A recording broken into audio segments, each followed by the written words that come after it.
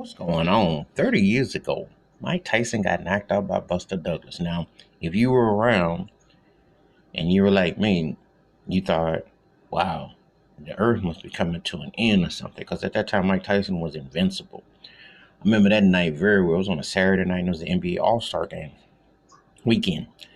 And I remember Kenny the Jet Smith when he had a high top. He could have been in Kid and Play or could have been part of Cameo or somebody back there on a high top. Um, to me, beat Dominique Wilkins in a slam dunk contest. Neek, one of the greatest dunkers ever. Neek is in my trinity of the greatest dunkers ever. But anyway, Kenny beat him that night with that behind the leg stop. But anyway, so watching that typical Saturday night, not thinking nothing about it. And then get a call. My homeboy was screaming. I'm like, what's up? He said, like Tyson's mouthpiece is all off. I'm like, you gotta be kidding. Nobody was watching him against Buster Douglas. You know, um, Even though Mike was looking, he started to lose some of that aura um, in a couple fights prior to that I saw, but didn't see this one coming.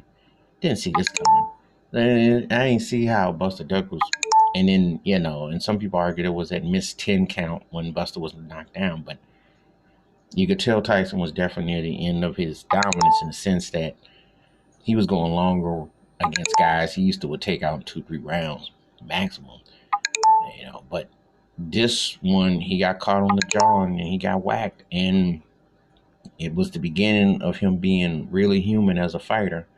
Uh, Biggest boxing upset I've ever seen in my lifetime, and one of the biggest upsets in any sport I've ever seen.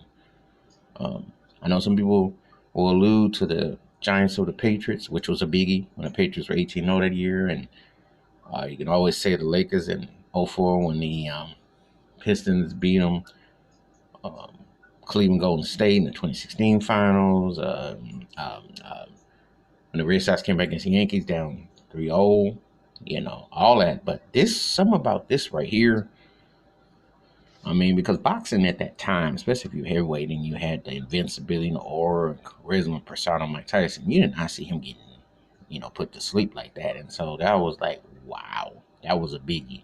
But, Buster Douglas later got beat by Vander Holyfield.